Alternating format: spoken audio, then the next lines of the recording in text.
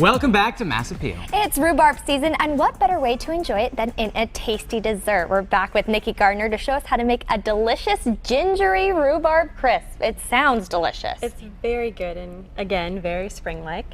So we start with the base, which is 2 pounds of rhubarb that have been cut into about 1/2-inch chunks. Now, do you have to skin rhubarb? You can, but with this dessert, you don't really need to. If it's, if it's organic and there's really no harm in leaving the skin on at all. Well, it's like when you're making an apple crisp. I love to keep the skin on because it's just that extra Exactly. texture, and a lot of the nutrients is actually in the skin. Exactly. Oh, there you so go. it's just personal choice.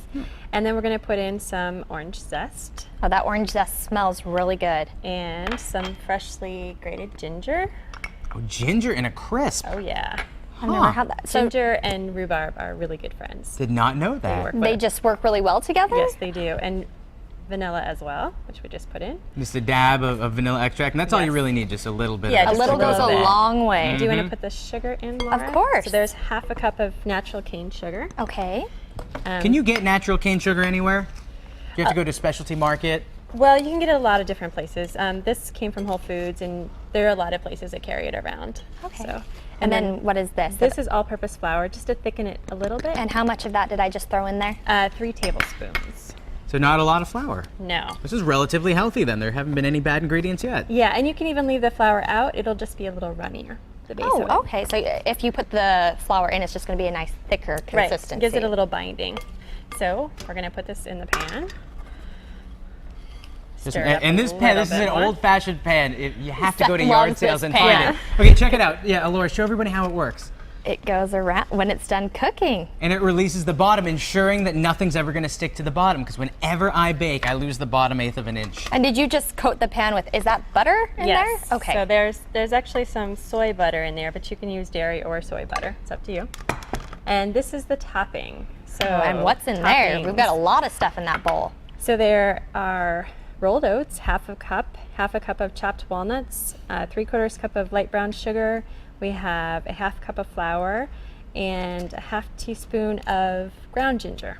So another ginger accent. The flour was optional in the actual rhubarb part, but is it optional in this, or do you need the flour? You do need it. Okay. So hold it together. And then we're going to put the butter in. There we go. So we have a 1/2 cup of butter. You want me to throw that in there? Sure, so it's already been chunked. So is it cold or room temperature? This one is room temperature. Go. And now, how do you melt it? Is it just enough stirring will melt it, or? Well, you can either get dirty, Yeah. put your hands in, or you can use a pastry. This is called a pastry blender, and you can just do this. And that It's folds kind it of all like- in, right? Yeah, and you just kind of have to squish it through. So you get and- messy anyways. Yeah, you get messy anyway. So It's this is just a fancy tool. how messy you want To help you get less messy. right. And then if you wanted to get messy, you could do it like this.